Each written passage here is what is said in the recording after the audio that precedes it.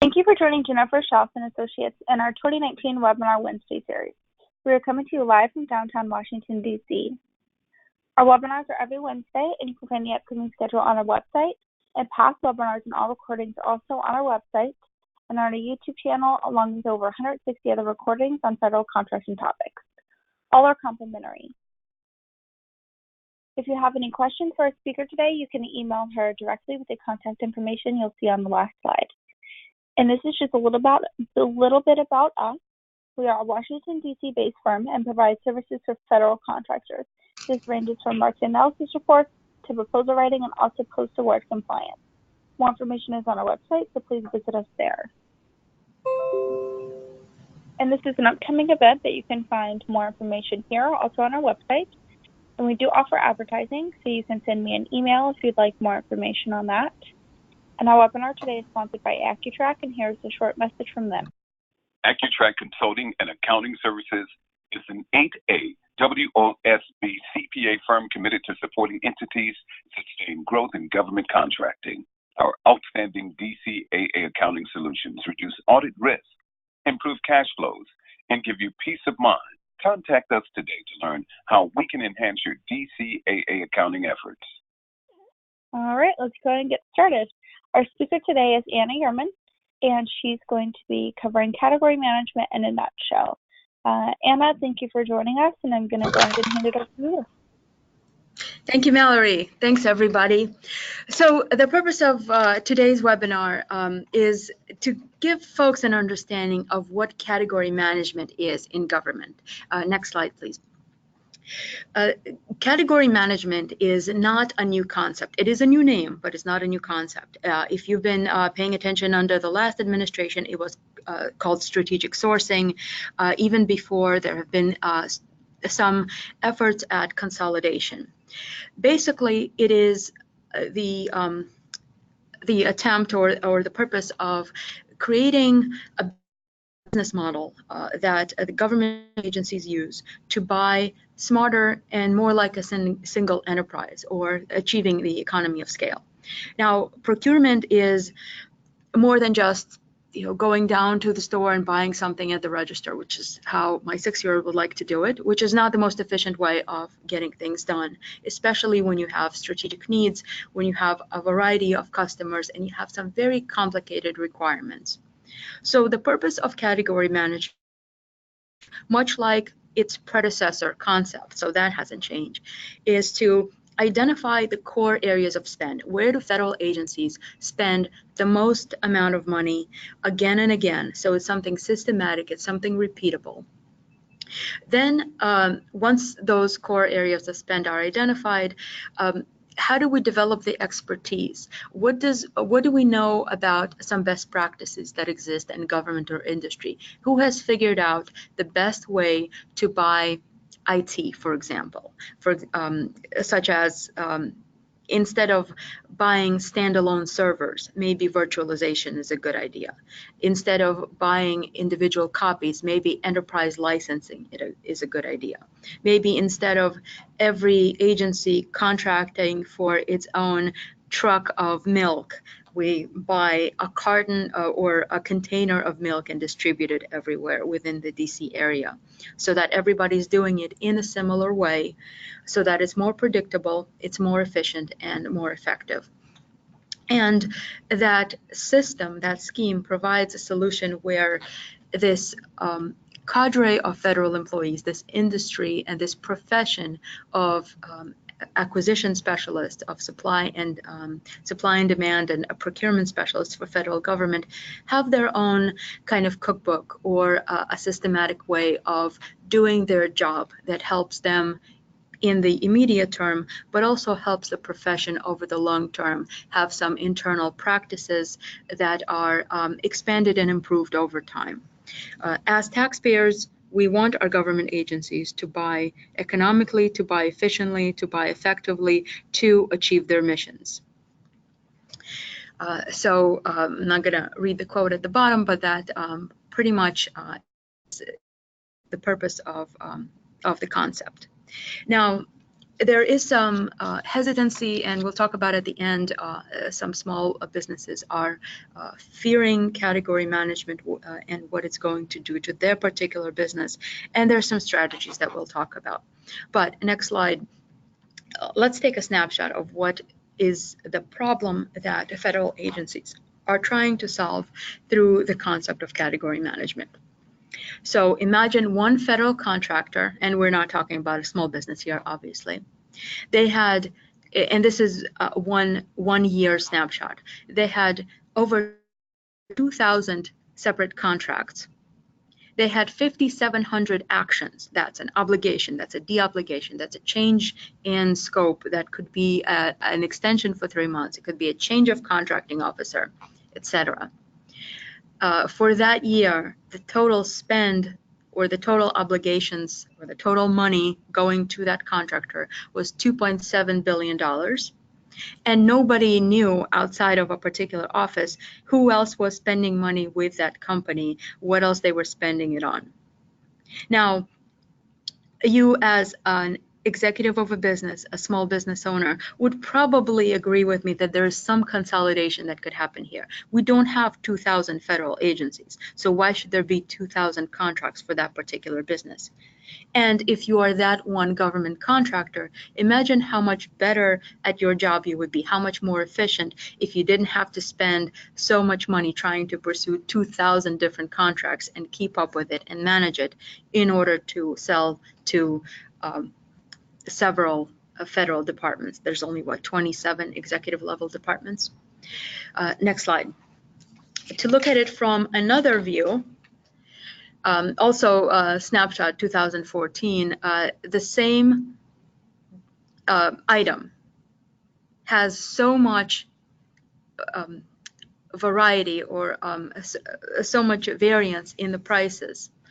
Batteries could cost, a same battery could cost between $5 and $25. A cell phone between $23 and $91, which in any case is a bargain as far as I'm concerned. But you'll see 400% difference, 300% difference, and again, nobody knows what anybody else is doing. Whereas if a particular department agreed to buy something kind of similar and systematize their requirements with a different department, they could probably achieve significant discounts because it would be a lot more efficient for even the vendor to provide the same service or product to multiple customers that doesn't have much of variety at the same price at a similar delivery schedule, because then they control their manufacturing, they control their sales and proposal process, and they're able to streamline some bells and whistles into one single offering that is more predictable. Next, please. So the core concept of category management, as underlined by the two scenarios that I showed, is develop common requirements. If one agency has a requirements for a laptop that is virtually similar to another one, why not just align them so that you have a more streamlined approach, so that the manufacturing is easier, so that the delivery is easier, so that even shipping is easier. Reducing unnecessary duplicative contracts helps on both sides of that. Less things to manage for government and for industry, less to keep track of, fewer deadlines, certainly.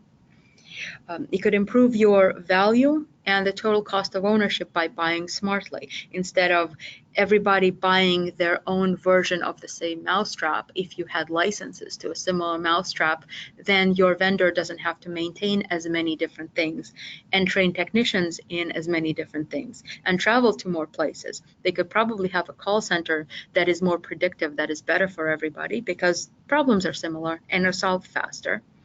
And if the government is buying a license or a lease as opposed to is buying outright and taking ownership of it, then those costs could be leveraged much more easily. And then you get newer things more often too, which could benefit the taxpayer.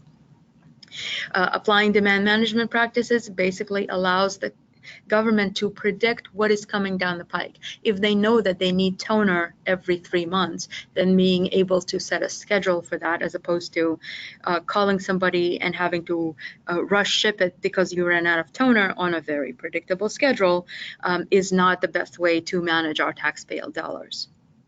Obviously, advancing policy objectives is much easier when your systems are aligned with your missions and you're able to buy things, services, and products that you need when you need them to deliver the services to the American people that need those services. And it helps, frankly, the relationship with your vendors. You don't have as many calls. You don't have as many different suppliers. Now, this is, put an asterisk there because that could be a challenge. But from the government perspective, it's certainly easier when they have to talk to fewer vendors and explain fewer things and could do the other components of their job faster. Next slide, please. So in a perfect world, the results are better solutions because they're agreed on, there's common practices, they meet the needs of many requirements, and they're vetted. You buy things faster because you're able to predict them ahead of time, and you have your requirements, so you know how to put it together. You could, from the government side, you could put a procurement together quicker because it's templatized. It's a shorter menu of things to pick from.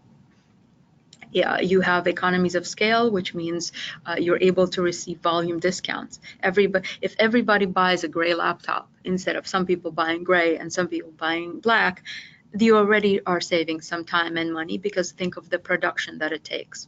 And if you translate that in more technical, more complex requirements, think even armored vehicles. If everybody had armored vehicles with the same requirements, same glass thickness, same size tires, etc., they go off the production line faster. They get delivered quicker. That saves money all around. And when you have a process that is repeatable, that is systematized, that is transparent across the different agencies, it's more visible to the taxpayers, it's easier to account for it, and it's easier to be transparent and searchable and more accountable to the watchdog agencies, to the citizens, and to Congress, which means that the next budget cycle should theoretically be easier because everybody could see exactly what you did, exactly when and why. Next slide. Through the study of category management over several years, the agencies that manage it, mainly the General Services Administration, excuse me, that there are some categories managed by different agencies. But what the government has established are the common spend categories. Those are categories determined by a combination of NAICS and PSC codes. NAICS codes are NAICS, that's North American Industrial Classification System. That's what you commonly categorize your products and services into. A PSC is a product service code. It's been used by DoD. You'll also see it in the FBO notices, but it doesn't come up as much. Well, because of category management, it will be coming up again more often because agencies are trying to keep track of both. So there are some very complicated calculations that GSA did that identified the categories of matching NAICS and PSC codes that created the biggest spend in government. And those are the 10 categories with the different subcategories under them, or different combinations of NAICS PSCs that are targeted for category management. This is where the most money goes.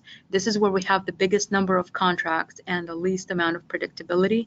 So by emphasizing these and targeting them for consolidation or category management will give literally the biggest bang for the federal dollar. So facilities and construction, IT, professional services, some of them will be DoD specific. For example, in medical, those are not managed by GSA, but rather by DoD and the Veteran Affairs, because they're the ones that have the federal hospitals, essentially. Security and protection will be managed by Homeland Security and DoD, because that's where they have the most say and the biggest experience.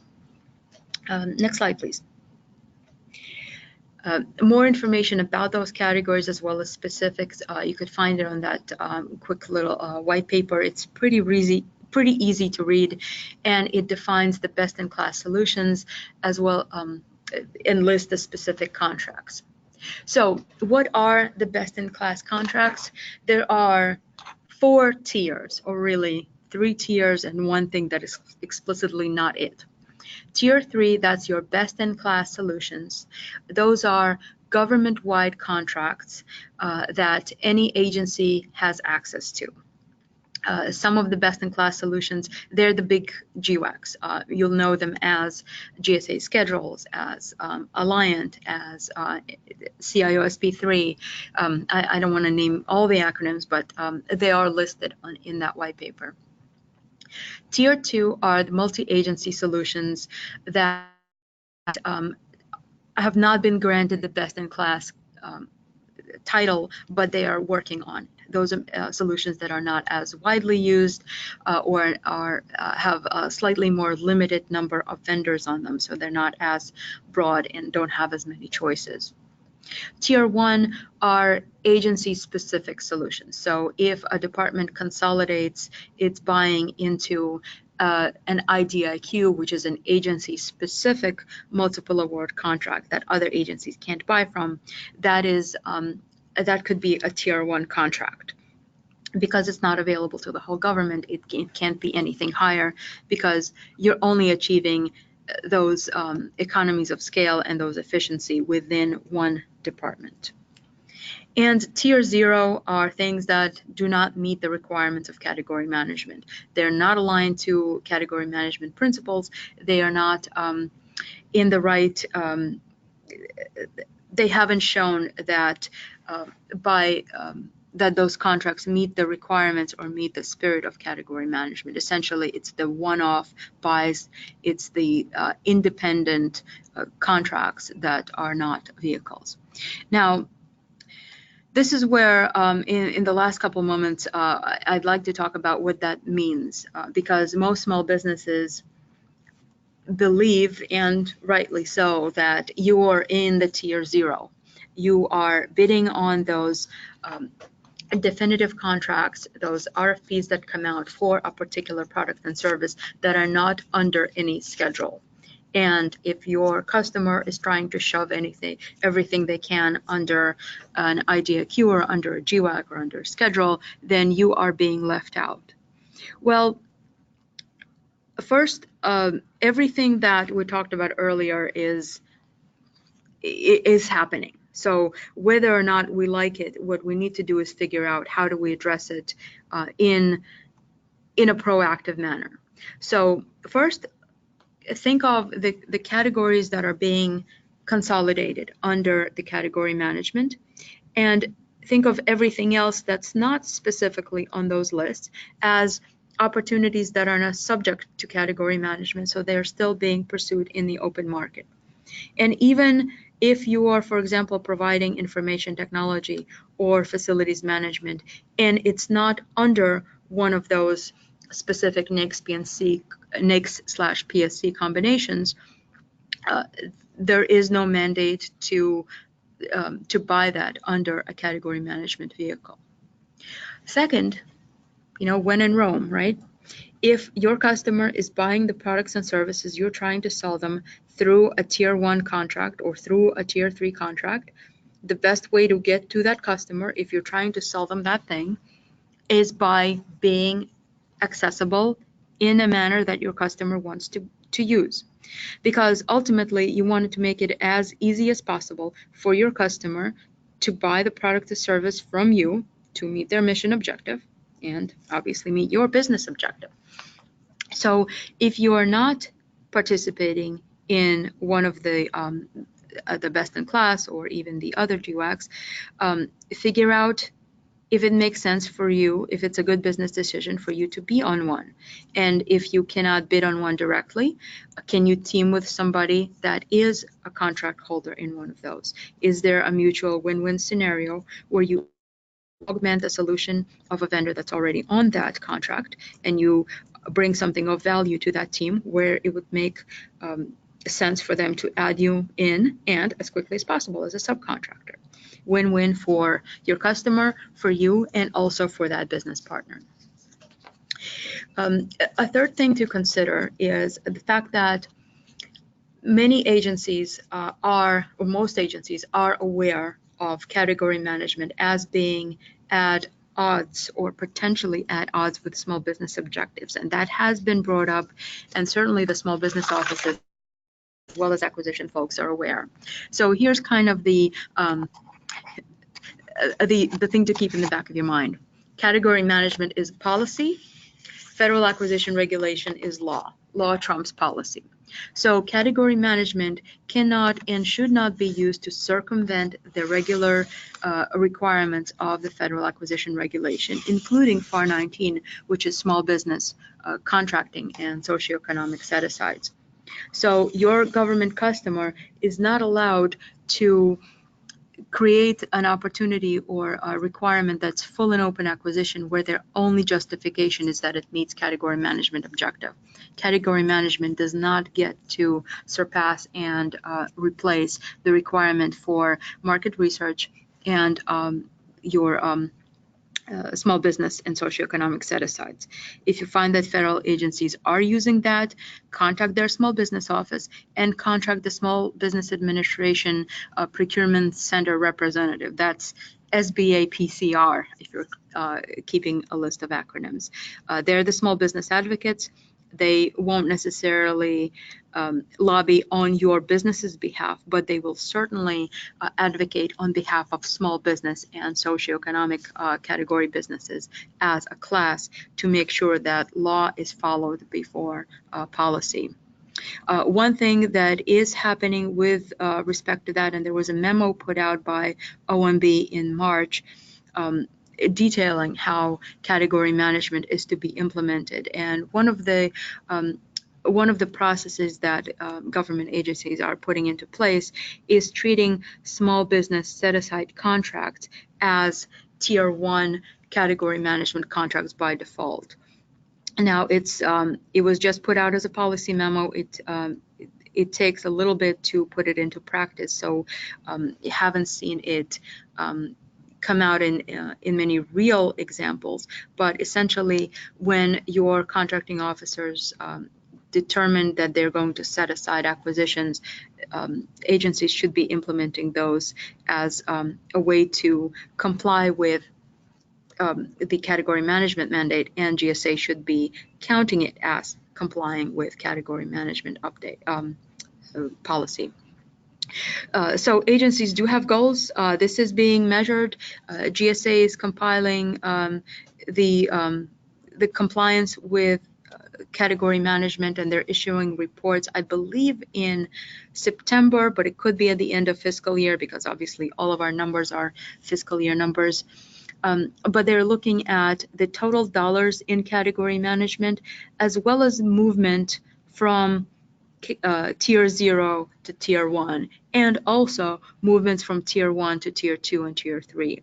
So the objective of this administration and of the GSA is to see as many contracts moved up to category management totally, which is Tier 1 and above, but also from agency-specific contracts to government-wide contracts to the best-in-class Tier 3 contracts, which by logic should meet the best economies of scale, better returns on investment for the taxpayer dollars, and the most efficiency for the contracting office core. So with that, I'm going to hand this off to Mallory, and if anybody has questions on this, please send me an email.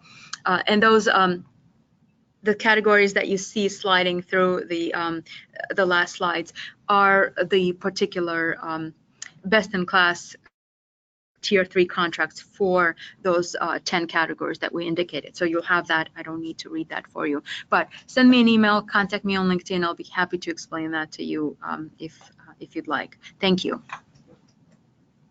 Thank you, everybody. And thank you, Anna, for sharing your knowledge and insights today. Today's presentation has been recorded and can be found on the website or YouTube channel within about 48 hours. If you have questions about today's topic, please contact Anna at the phone number or email shown on your screen. Thank you, everybody. This concludes the webinar.